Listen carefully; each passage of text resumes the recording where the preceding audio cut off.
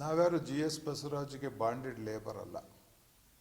ನಾವು ರಾಜಕೀಯದಲ್ಲಿ BJP ಪಕ್ಷದವರಷ್ಟೇ, ಬಸವರಾಜ್ ಮನೆ ಆಳುಗಳಲ್ಲ. ನಾವು ಬಸವರಾಜ್ ಹೇಳ್ದಂಗೆ ಕೇಳಕ್ಕೆ ನಾವ್ಯಾರು ರಾಜಕೀಯ ಮಾಡಿಲ್ಲ, ಅಥವಾ ಬಸವರಾಜೇ ನಮ್ಮನ್ನ ಯಾರನ್ನೂ ಹುಟ್ಟಾಕ್ಬಿಟ್ಟಿಲ್ಲ. ಬಸವರಾಜ್ ಮಾಧುಸ್ವಾಮಿ ನಿಂತ್ಕೊಂಡಾಗ ಸೋಲಿಸ್ತೀನಿ ಅಂದಮೇಲೆ ಬಸವರಾಜಿಂದ ಯಾವ ದಾಕ್ಷಿಣ್ಯದಾಗ ನಾನೂ ಇಲ್ಲ.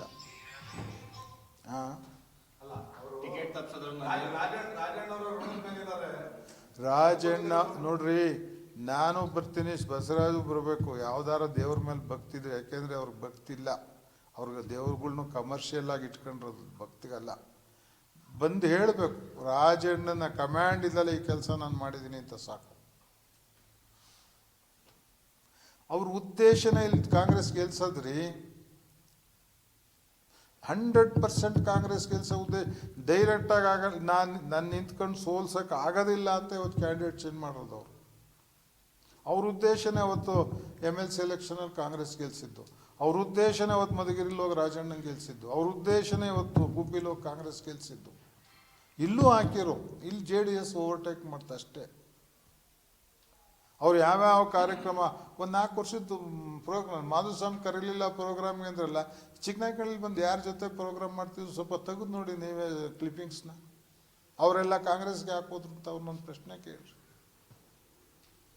ಅವ್ರು ಕಂಪ್ಲೀಟ್ ಅವರೆಲ್ಲ ತಿಳ್ಕೊಂಬಿಟ್ಟಿದ್ರು ಕಣ್ರಿ. ಅಕಸ್ಮಾತ್ ಜ್ಯೋತಿ ಗಣೇಶ್ಗೆ ಟಿಕೆಟ್ ಸಿಗೋದು ಉಳ್ಕೊಂಡ್ರು, ಇದ್ರ ಅವತ್ತೇ ಕಾಂಗ್ರೆಸ್ಗೆ ಹೋಗೋರು ಅವರು. ಮಾಧುಸ್ವಾಮಿ ಟಿಕೆಟ್ ತಪ್ಪಿಸೋಷ್ಟು ನಾನು ಬೆಳೆದಿಲ್ಲ, ಹಂಗೆ ತಪ್ಪಿಸಿದ್ರೆ ನಾನು PM ಹಾಕಿದ್ದೆ ಅಂತ ಹೇಳೋದು ಯಾರು? ಬಸವರಾಜ್ ಅವರು. ಸಂತೋಷ, ಅಷ್ಟಾರ ಒಪ್ಕೊಂಡವ್ರಲ್ಲ. ಮತ್ತೆ ಯಾಕೆ ಸೋಲಿಸ್ತೀನಿ ಅಂತ ಯಾಕೆ ಹೇಳಿದಂತೆ? ಟಿಕೆಟೇ ತಪ್ಪಿಸಂತರು. ನಿಮ್ಮ ಮಾಧುಸ್ವಾಮಿ ಸೋಲ್ಸೋಷ್ಟು 16 ಲಕ್ಷ ಜನದೊಳಗೆ ನಿಂಗೆ ಸಿಕ್ತಿತ್ತ ಅನ್ಬೇಕಾಗಿತ್ತು. ನಾವು ಯಾರನ್ನ ಸೋಮಣ್ಣ ಸೋಲಿಸ್ತೀವಿ ಅಂತ ನಾವು ಮಾಡಲ್ಲಪ್ಪ ಅಂತೀವಿ. ಯಾರು ಪರಿಣಾಮ ಭಾಳ ಕೆಟ್ಟದಾಗುತ್ತೆ ಅವ್ರಿಗೆ, ಹೇಳ್ಬಿಡಿ. ನಿಮ್ಮ ಮುಖಾಂತರ ಹೇಳ್ತಿದ್ದೀನಿ, ಅವ್ರೇನಾರು ಬಂದರೆ ಪರಿಣಾಮ ಹಳ್ಳಿಗಳಲ್ಲಿ ಭಾರಿ ಕೆಟ್ಟದಾಗುತ್ತೆ. ನನ್ನಿಂದ ಅಲ್ಲ, ಹಳ್ಳಿ ಜನ ಅಷ್ಟು ಹಿಡಿದು ನಿಂತವ್ರಿಗೆ. ಯಾಕೆಂದರೆ ನಾನು ಎಷ್ಟು ವರ್ಕ್ ಮಾಡಿದ್ದೆ ಅವ್ರಿಗೆ ಅನ್ನೋದು ಜನಕ್ಕೆ ಗೊತ್ತು. ಬಸವರಾಜ್ ಗೊತ್ತೋ ಗೊತ್ತಿಲ್ವೋ, ಆ ಪಾರ್ಲಿಮೆಂಟ್ ಎಲೆಕ್ಷನ್ ನಾನು ಕೆಲಸ ಮಾಡಿದ್ದು ಜನ ನೋಡೋರೆ. ನಾನು ಯಾರು ಕೈ ಕಾಲು ಕಟ್ಟು ರಾಜಿ ಮಾಡಿದ್ದೆ ಅಂತ ಅವ್ರಿಗೆ ಗೊತ್ತು. ಅವರೆಲ್ಲ ಸುಮ್ಮನೆ ಬಿಡ್ತಾರೆ ಅಂತ ತಿಳ್ಕೊಂಡಿದ್ದೀರ. ನಾನು ಆ ಕೃತ್ಯಕ್ಕೆ ಹೋಗಲ್ಲ, ಬಟ್ ಜನ ಅಷ್ಟು ವರ್ಷದಲ್ಲಿಲ್ಲ. ಹೇಳ್ರಿ ಅವ್ರಿಗೆ, ಆ ಪಾಪ ಮಾಡೋಕ್ಕೆ ಹೋಗ್ಬೇಡಪ್ಪ, ಗೌರವವಾಗಿ ರಿಟೈರ್ ಆಗಿದೆ, ಸುಮ್ಮನೆ ಬಿಡು ಅಂತೇಳಿ.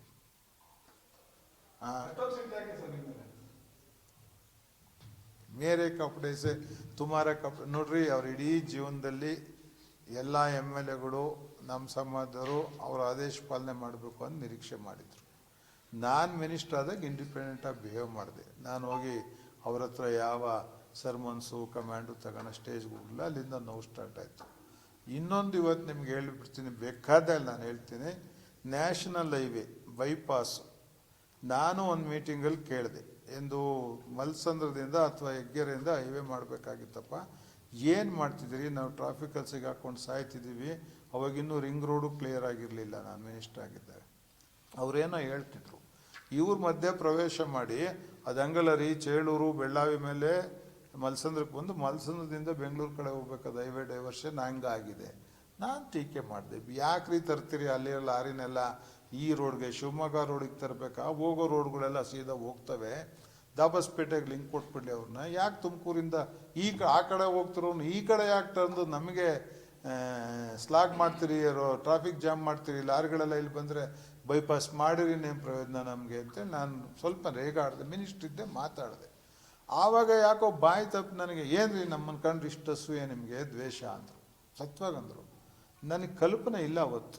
ಆಚೆ ಬಂದು ಯಾರನ್ನೋ ಕೇಳಿದೆ, ಯಾಕಪ್ಪ ಬಸವರಾಜ್ ಪರ್ಸನಲಾಗಿ ತಗೊಂಡ್ಬಿಟ್ರಲ್ಲ ಅಭಿಪ್ರಾಯಗಳನ್ನ ಅಂದೆ. ಅವರಲ್ಲಿ ಯಥೇಚ್ಛವಾಗಿ ಜಮೀನು ತಗತ್ತವ್ರೆ, ಅದು ಅಕ್ವೈರ್ ಆಗಬೇಕು, ಅದಕ್ಕೆ ವ್ಯಾಲ್ಯೂ ಆ್ಯಡ್ ಆಗಬೇಕು, ಅವ್ರ ಸ್ಕೀಮೇ ಅಷ್ಟು, ನೀ ಅಡ್ಡಿ ಮಾಡಿದಪ್ಪ, ಅವ್ರಿಗೆ ಬೇಜಾರಾಯಿತು ಅಂದರು.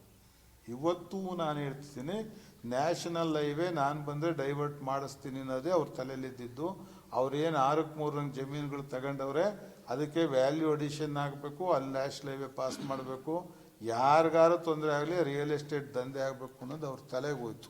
ನಾನು ಅಡ್ಡಿ ಅಂತ ಭಾವಿಸ್ಕೊಂಡು ಅವತ್ತಿಂದ ಸ್ವಲ್ಪ ಬೇಜಾರಾದರು.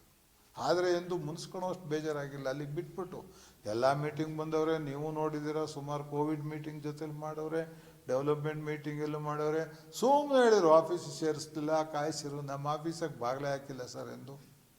ಮಾಧುಸ್ವಾಮಿ ಮಿನಿಸ್ಟರ್ ಆದಾಗ ಅವ್ರ ಆಫೀಸ್ ಬಾಗಿಲು ಹಾಕೈತೆ ಅಂದರೆ ನಾನು ರಾಜಕೀಯನೇ ಮಾಡಲ್ಲ, ಓಪನ್. ಬೇರೆ ಮಿನಿಸ್ಟ್ರಂಗೆ ಇರಲಿಲ್ಲ ನಾನು.